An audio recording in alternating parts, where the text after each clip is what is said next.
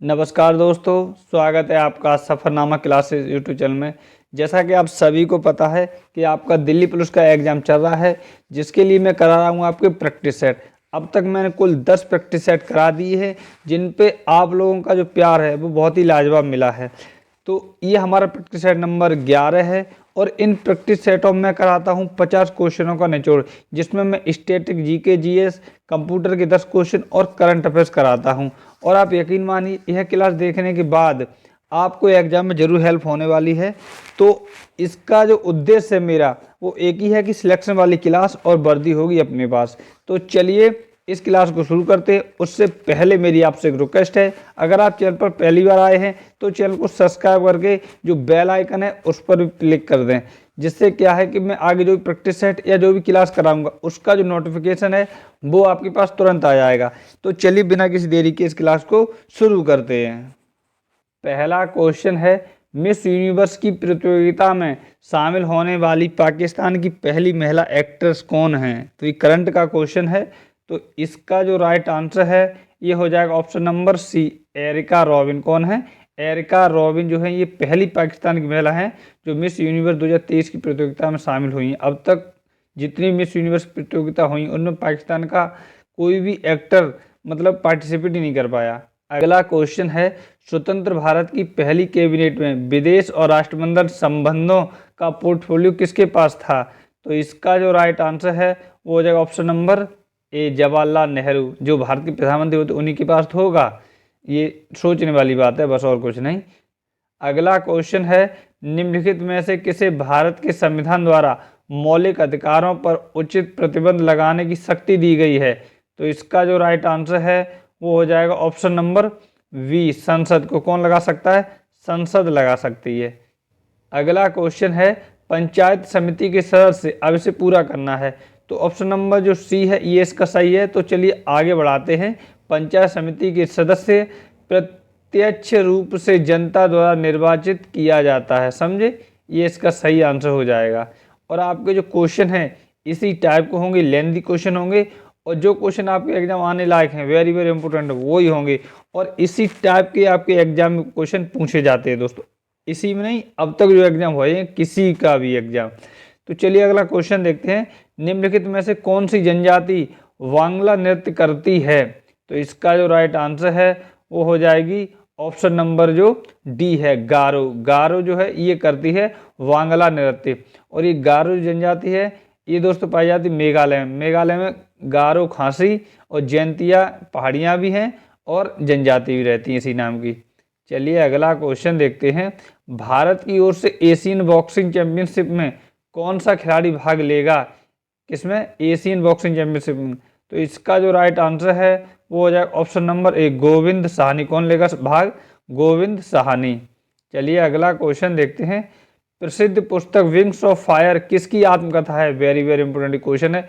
और ये जो बुक है ये बहुत ही लाजवाब बुक है। मैंने दोस्तों कुछ हिस्सा इसका पढ़ा है तो मुझे पता है। तो इसका जो राइट आंसर है वो हो जाएगा option number B, doctor APJ Abdul Kalam की आत्मकथा wings of fire, the missile man of India.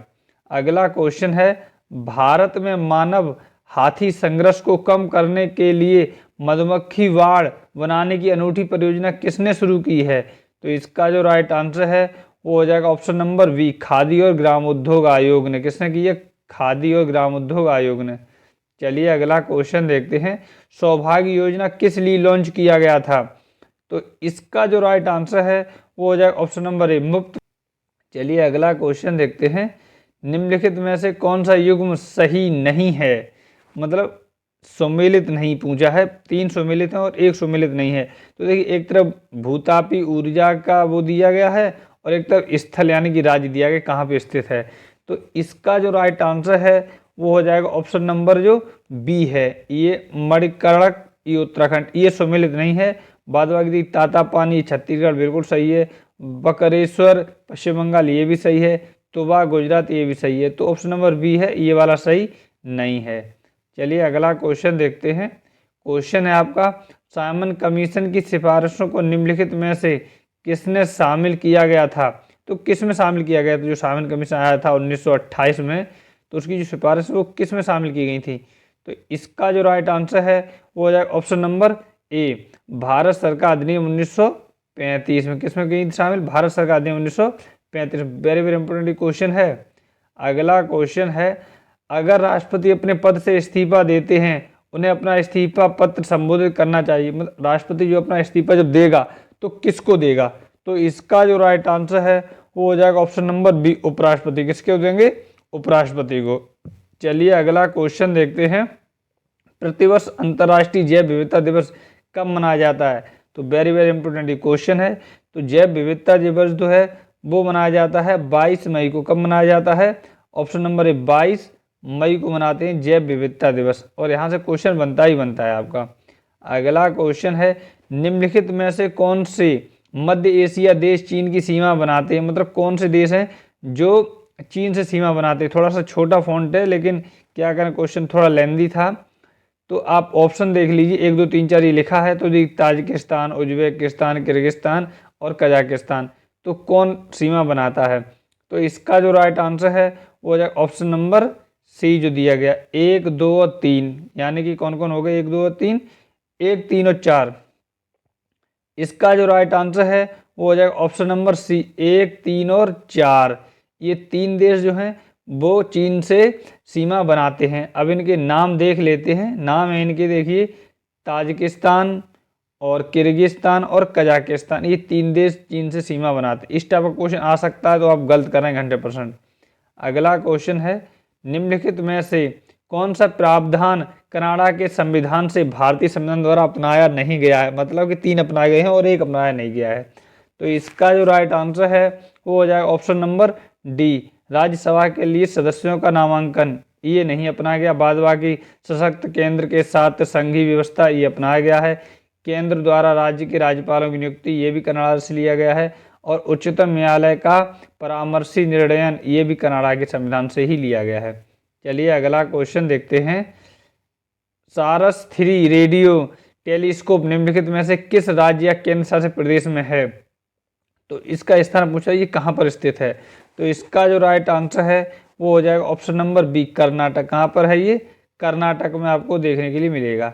अगला क्वेश्चन है, संविधान के 74वें संविधान संशोधन द्वारा 12वीं अनुसूची में जोड़े गए मदों की संख्या क्या है? तो मद पूछा कितने जोड़े गए थे? तो इसका जो राइट आंसर है वो हो जाएगा ऑप्शन नंबर सी जो दिया, 18। कितने जोड़े गए थे? 18 मद जोड़े गए थे। चलिए अगला क्वेश्चन देखते हैं। ये जो क्वेश्चन है आपका पहली बार मिला होगा इस टाइप का क्वेश्चन। चलिए अगला क्वेश्चन देखते हैं, कांग्रेस ने किस स्थान पर पूर्ण स्वतंत्रता का प्रस्ताव पारित किया था? मतलब प्रस्ताव किया था। तो इसका जो राइट आंसर है वो हो जाएगा option number D, Lahore. Lahore के अधिवेशन 1929 में किया था। पिछले प्रैक्टिस सेट में मैंने शायद कलकत्ता बता दिया है, वो क्या है दिमाग में तो मेरी लाहौर ही था, लेकिन कलकत्ता मुंह से निकल गया और टिक कलकत्ता लगी। लेकिन मुझे पता था कि लाहौर है। जल्दबाजी में इतना सारा क्वेश्चन कराना है तो इसलिए हो गया, उसके लिए मैं आपसे क्षमा प्रार्थी हूँ। चलिए अगला क्वेश्चन देखते हैं, किस मामले में सर्वोच्च न्यायालय ने कहा कि प्रस्तावना में संशोधन किया जा सकता है? पहले एक बार बोला था कि नहीं किया जा सकता, उसके बाद एक केस आया था उसमें बोला था कि हाँ किया जा सकता है। तो इसका जो राइट आंसर है वो जाए option number C, Keshavananda Bharati case में जो अपनी अदालत है सर्वोच्च न्यायालय, उसने कहा था कि हाँ प्रस्तावना में भी संशोधन किया जा सकता है, क्योंकि मामला फंस गया था। अगला क्वेश्चन है, भारत में किस उद्योग में सर्वाधिक लोग कार्यरत हैं? भारत जो देश है इसमें सबसे ज़्यादा लोग किस उद्योग से आय प्राप्त करते हैं? तो इसका जो राइट आंसर है ये हो जाएगा ऑप्शन नंबर सी, कपड़ा उद्योग में। सबसे ज़्यादा किसमें है? कपड़ा उद्योग में भारतीय मजदूर कार्य करते हैं। अगला क्वेश्चन, ये देख कितना बड़ा क्वेश्चन है, थोड़ा सा छोटा है, क्योंकि अगर छोटा ना करते तो एक पेज में ना आता। तो आप थोड़ा ध्यान से पढ़िए और गौर से देखिए। क्वेश्चन है आपका, राष्ट्रीय खाद्य सुरक्षा अधिनियम NFSA 2013 निम्नलिखित में से किसका समर्थन करता है? अब ये 4 पॉइंट दिए गए हैं तो पॉइंट देखते एक एक करके। लक्ष्य सार्वजनिक वितरण प्रणाली TPDS, दूसरा है PM पोषण योजना, तीसरा है समेकित बाल विकास सेवा ICDS और चौथा है PM किसान सम्मान निधि। इसका सही उत्तर का चयन करना है, मतलब किसको ही करता है। तो इसका जो राइट आंसर है वो हो जाएगा ऑप्शन नंबर डी, 1 2 3। तो ये चौथा है PM किसान सम्मान निधि। ये जो है इसमें नहीं आता, बाद बाकी जो 1 2 3 पहले जो 3 हैं ये इसमें आते हैं। किसमें आते हैं? राष्ट्रीय खाद्य सुरक्षा अधिनियम 2013 के तहत। चलिए अगला क्वेश्चन देखते हैं। भारत में चंदन की लकड़ी के लिए प्रसिद्ध राज्य है, मतलब भारत में चंदन की लकड़ी कहाँ पर पैदा होती, किस राज्य में? तो इसका जो राइट आंसर है वो हो जाएगा ऑप्शन नंबर सी, कर्नाटक। इसमें कर्नाटक। और चंदन की तस्करी को लेकर बहुत बेहतरीन फिल्म आई थी, पुष्पा, पुष्पा द राइज। और पुष्पा के जो एक्टर अल्लू अर्जुन, उनको 2023 के लिए राष्ट्रीय फिल्म पुरस्कार मिला है। चलिए अगला क्वेश्चन देखते हैं। निम्नलिखित में से कौन सा कर भारत सरकार द्वारा नहीं लिया जाता है? इन 4 में से कौन सा कर है जो भारत सरकार द्वारा नहीं लिया जाता, कर यानी कि टैक्स?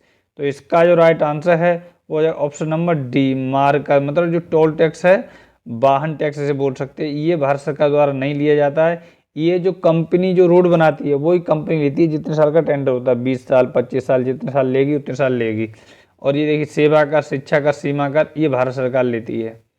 ये जो क्वेश्चन है इस टाइप का क्वेश्चन आपके आ सकता है और इम्पोर्टेंट ये क्वेश्चन है और आपने पहली बार ही देखा होगा ये क्वेश्चन। चलिए अगला क्वेश्चन है। गिनी गुणांक निम्नलिखित में से किस वक्र से प्राप्त होता है? वेरी वेरी इंपॉर्टेंट ये क्वेश्चन है, आपने इस टाइप का क्वेश्चन पहली बार सुना है। तो इसका जो राइट आंसर है ये हो जाएगा ऑप्शन नंबर बी, लोरेंज वक्र। क्या? लोरेंज वक्र से ये प्राप्त होता है गिनी गुणांक। अगला क्वेश्चन है। Advance light helicopter ALH-MK third squadron 840 SQN CG कौन सी कंपनी बनाती है? तो थोड़ा सा ट्रिकी क्वेश्चन है लेकिन क्वेश्चन बहुत इंपॉर्टेंट है दोस्तों, इसी टाइप क्वेश्चन आते हैं। जैसा कि आपको पता है, मैंने आपसे वादा किया था जैसे जैसे मेरा प्रैक्टिस सेट का नंबर बढ़ता जाएगा वैसे ही मेरे क्वेश्चनों का लेवल भी बढ़ता जाएगा। आपने देखा होगा हमारा प्रैक्टिस नंबर 1 और उसके बाद ही 11, आप देखेंगे तो ज़मीन आसमान का अंतर मिलेगा। तो इसका जो राइट आंसर है वो हो जाएगा ऑप्शन नंबर जो डी दिया, हाल, यानी कि HAL। इसकी जो फुल फॉर्म है वो होती है हिंदुस्तान एरोनॉटिकल लिमिटेड। चलिए अगला क्वेश्चन देखते हैं। भारत के सर्वाधिक एकड़ भूमि में कौन सी फसल उगाई जाती है, मतलब सर्वाधिक फसल कौन सी होती है भारत में? तो इसका जो राइट आंसर है वो हो जाएगा ऑप्शन नंबर सी, धान। कौन सी होती है? धान की फसल। चलिए अगला क्वेश्चन देखते हैं। उत्तर प्रदेश जमींदारी उन्मूलन और भूमि सुधार अधिनियम 1950 अंतर्निहित है, मतलब किस अनुसूची में अंतर्निहित है इन 4 ऑप्शन में? तो इसका जो राइट आंसर है वो हो जाएगा ऑप्शन नंबर सी, नवी अनुसूची में। किसमें है? नवी अनुसूची में ये दिया गया है। चलिए अगला क्वेश्चन देखते हैं। भारत का वो पहला राज्य जो भाषा के आधार पर स्थापित किया गया था, ये इंपॉर्टेंट क्वेश्चन है, आपने ये क्वेश्चन कई बार पढ़ा होगा। तो उस राज्य का नाम पूछा है, तो इसका जो राइट आंसर है वो हो जाएगा option number D, Andhra Pradesh. Andhra Pradesh पहला राज्य है जो भाषा के आधार पर गठित हुआ था। अगला क्वेश्चन देखते हैं। भारत के किस राज्य में खेलो नेशनल यूनिवर्सिटी गेम्स का आयोजन किया जाएगा? अब किया क्या जाएगा, हो चुका है। तो इसका जो राइट आंसर है वो हो जाएगा ऑप्शन नंबर सी, उत्तर प्रदेश में इसका आयोजन हो भी चुका है। और पंजाब की जो यूनिवर्सिटी है, पंजाब यूनिवर्सिटी, वो फर्स्ट नंबर पर रही है। चलिए अगला क्वेश्चन है। राष्ट्रीय वन अनुसंधान संस्थान कहाँ स्थित है? तो इम्पोर्टेंट ये क्वेश्चन है। इसका जो राइट आंसर है वो हो जाएगा ऑप्शन नंबर डी, देहरादून। कहाँ स्थित है? देहरादून। चलिए अगला क्वेश्चन देखते हैं। अनुपातिक प्रतिनिधित्व की व्यवस्था निर्वाचित प्रणाली के रूप में सुनिश्चित करती है। तो राइट आंसर कौन सा होगा इन 4 में से? तो इसका जो राइट आंसर है वो हो जाएगा ऑप्शन नंबर डी, अल्पसंख्यकों के प्रतिनिधित्व को। ये जो है अनुपातिक प्रतिनिधित्व की व्यवस्था जो है वो अल्पसंख्यकों के प्रतिनिधित्व को सुनिश्चित करती है। चलिए अगला क्वेश्चन देखते हैं। आप क्वेश्चन का लेवल देखिए कितना हाई है हमारे संविधान के। अगला क्वेश्चन है। हमारे संविधान के किस भाग में 3 सोपानों में पंचायतें बनाने की परिकल्पना की गई है? तो किस भाग में ये पंचायती राज से क्वेश्चन आ गया, तो किस भाग में दिया गया है? तो इसका जो राइट आंसर है वो हो जाएगा ऑप्शन नंबर जो ए है, भाग 9 में। किसमें दिया गया है? भाग 9 में। चलिए अगला क्वेश्चन देखते हैं। क्वेश्चन है आपका, centre for policy analysis CPA द्वारा प्रकाशित वैश्विक अल्पसंख्यक सूचकांक में कौन सा देश टॉप पर रहा है? मतलब देश पूछा कौन सा टॉप पर रहा है। तो इसका जो राइट आंसर है वो हो जाएगा ऑप्शन नंबर बी, भारत। कौन रहा है टॉप पर? भारत रहा है, इंडिया। चलिए अगला क्वेश्चन देखते हैं। स्वतंत्र भारत में राज्यसभा की पहली बैठक किस वर्ष हुई थी? तो पहली बैठक पूछ रहा है राज्यसभा की। स्वतंत्र भारत में, आज़ादी के बाद जब भारत की जब पहला चुनाव हो चुका तो उसके बाद पूछा है। तो इसका जो राइट आंसर है वो हो जाएगा ऑप्शन नंबर जो बी है। कब? 1952 में हुई थी। कब? पहली बैठक राज्यसभा की 1952 हुई थी। 1951 में चुनाव हुए, उसके बाद 52 हुई। अगला क्वेश्चन है, नचारी राग व लगनी राग का सृजन किसने किया? तो नाम पूछा है। तो इसका जो राइट आंसर है वो हो जाएगा ऑप्शन नंबर बी, कवि विद्यापति ने इन दोनों रागों का सृजन किया है, लगनी राग और नचारी राग। चलिए अगला क्वेश्चन देखते हैं। क्वेश्चन देखिए फिर बड़ा आ गया है, तो आप ध्यान से पढ़िएगा। क्वेश्चन है आपका, निम्नलिखित में से कौन से राज्य ईस्टर्न डेडिकेटेड फ्रंट कॉरिडोर का हिस्सा है? तो कौन सा राज्य है? तो पहले इसके पॉइंट देख लेते हैं, उसके बाद इसका आंसर देखेंगे। तो देखिए पहले ए दिया हरियाणा, बी पंजाब, सी पश्चिम बंगाल और डी गुजरात। अब नीचे दिए गए कूट में सही उत्तर का चयन करना है, ये 4 ऑप्शन दिए हैं। तो इसका जो राइट आंसर है वो हो जाएगा ऑप्शन नंबर जो सी है, केवल 2 और 3, यानी कि पंजाब और पश्चिम बंगाल, ये 2 राज्यों में ये हिस्सा है इसका। चलिए अगला क्वेश्चन देखते हैं। भारत सरकार अधिनियम 1935 के तहत अवशिष्ट शक्तियां किसे दी गई थी? मतलब जो शक्तियां थी प्रमुख वो किसे दी गई थी? तो इसका जो राइट आंसर है वो हो जाएगा option number B, governor general या वायसराय, सारी शक्तियां उसी के पास थी। चलिए अगला क्वेश्चन देखते हैं। प्रिंट और डिजिटल मीडिया एसोसिएशन PADMA को किस केंद्रीय मंत्रालय के तहत एक स्वनियामक निकाय के रूप में अधिसूचित किया गया है? तो इसका जो राइट आंसर है वो हो जाएगा सूचना और प्रसारण मंत्रालय के द्वारा, और सूचना एवं प्रसारण मंत्रालय के जो मंत्री वो अनुराग ठाकुर, उनके पास ही मंत्रालय भी है। चलिए अगला क्वेश्चन देखते हैं। नए राज्य के निर्माण या राज्य के नाम में परिवर्तन के लिए निम्नलिखित में से किस अनुच्छेद में संशोधन की आवश्यकता होती है? ये देखिए अब संविधान की कितनी गहराई से क्वेश्चन लिए मैंने। तो इसका जो राइट आंसर है वो हो जाएगा ऑप्शन नंबर 1, पहला। कौन से संविधान संशोधन होगा? पहला जो आर्टिकल है उसी में संशोधन करना पड़ेगा। चलिए अगला क्वेश्चन देखते हैं। क्वेश्चन फिर बड़ा आ गया है, और इस टाइप में देखिए कितने क्वेश्चन लिए हैं आपके। क्वेश्चन है आपका, निम्नलिखित में से किस योजना में पात्र लाभार्थियों को धन हस्तांतरण करने के लिए सरकार डायरेक्ट बेनिफिट ट्रांसफर DBT का उपयोग करती है? तो पहले इसके ये पॉइंट दिए वो देख ले, तो उसके बाद सही उत्तर का चयन करेंगे। तो देखिए एक पे दिया है तो 1 नंबर पे दिया PM आवास योजना, दूसरे पे दिया है PM कृषि सिंचाई योजना, तीसरे पे दिया प्रधानमंत्री फसल बीमा योजना, और चौथे पे दिया LPG पहल योजना। तो इसका जो राइट आंसर है वो हो जाएगा ऑप्शन नंबर जो सी है, 1 और 4। तो कौन कौन से हो जाएंगे? 1 यानी कि PM आवास योजना, और चौथा LPG पहल योजना। इन दोनों के तहत सरकार ऐसा करती है। तो ये थे दोस्तों हमारे स्टैटिक GK GS और करंट अफेयर्स के टॉप 40 क्वेश्चन। आपके क्वेश्चन का लेवल आपने देख लिया होगा कितना हार्ड है और कितना अच्छा है। चलिए अब हम देखते हैं कंप्यूटर के टॉप 10 क्वेश्चन। और आप यकीन मानिए कंप्यूटर का भी क्वेश्चन जो है वो इसी टाइप के मिलेंगे आपको, और बहुत ही बेहतरीन मिलेंगे। इसमें मैंने जीमेल के क्वेश्चन भी कवर किए हैं कि जीमेल से भी क्वेश्चन बन सकते हैं।